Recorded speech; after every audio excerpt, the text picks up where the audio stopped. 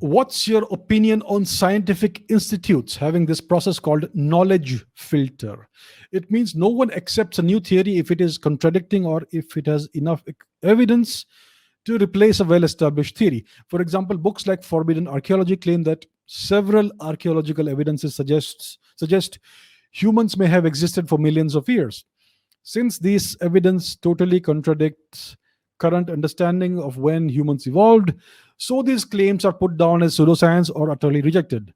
I believe Max Planck once said, "Science progresses one funeral at a time." You are right that science has a number of filters. There is something called the scientific method, and there is a very clear dividing line between science and whatever is not science. Things such as philosophy and spirituality and religion, etc., these things are distinct from science. There is some overlap between science and philosophy, etc. Now, it is true that there are very rigorous standards when it comes to new theories. Now, some people claim that humans have been around for millions of years. I am aware that some people have this belief, some people have this claim, make these claims, but the evidence does not stand up to scientific scrutiny. It is very well known that the human chimpanzee divergence happened about 2 million years before today. The fossil evidence shows us that anatomically modern humans evolved about a quarter million years ago, about 250,000 years ago.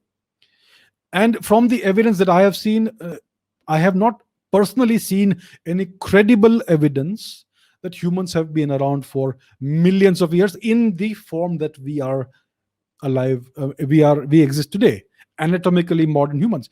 There have been hominins and other older species of proto-humans: Homo habilis, Homo erectus, Homo neanderthalis, the Denisovans, the Florensis humans, Ardipithecus, and many others. But these are primitive humans in the shape and form that we are in today have only been around for about a quarter million years at maximum, from the evidence that I have seen. I have not seen any evidence that overturns this understanding.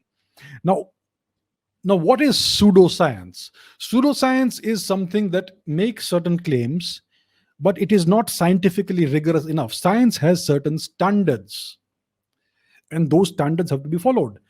Certain If you make certain claims, there has to be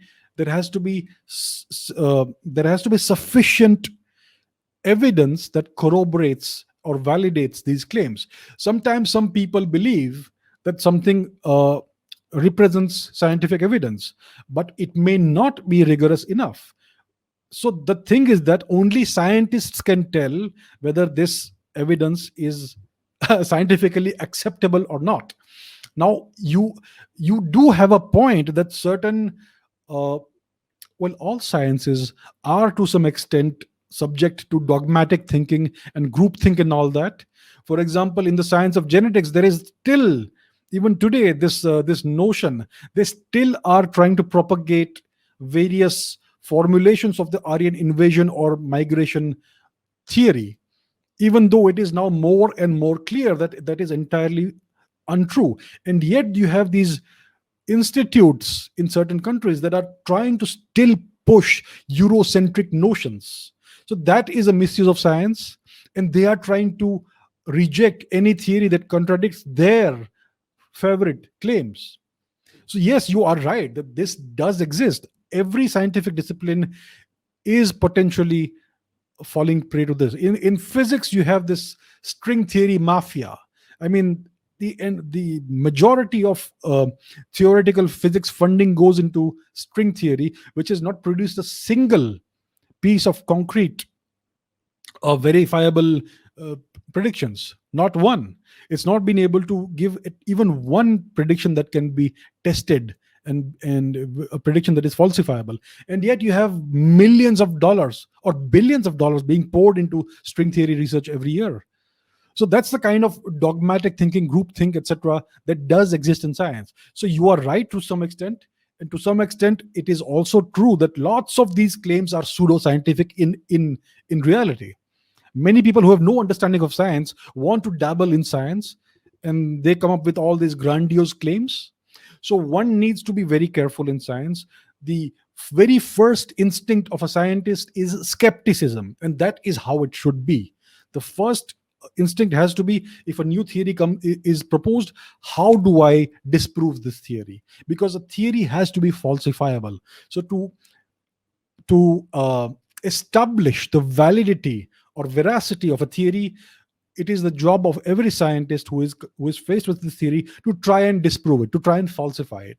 So that is the nature of science. You have to try and falsify theories before you can be satisfied that they are true. So uh, these standards are very much there, and they do serve science because they enable the right kind of progress. Otherwise we'll start believing all kinds of nonsense. So this is a complicated thing, right? It's a complicated scenario. We do need all these standards, we do need these filters, but sometimes, many times, these filters are misused when you have these ganging up of certain people with certain beliefs or certain dogmas or certain agendas in science, and then they try and safeguard their citadel, and they try to keep everybody else at bay even when they know that they are wrong. So so it's true. So this works both ways, and basically we need better management of science.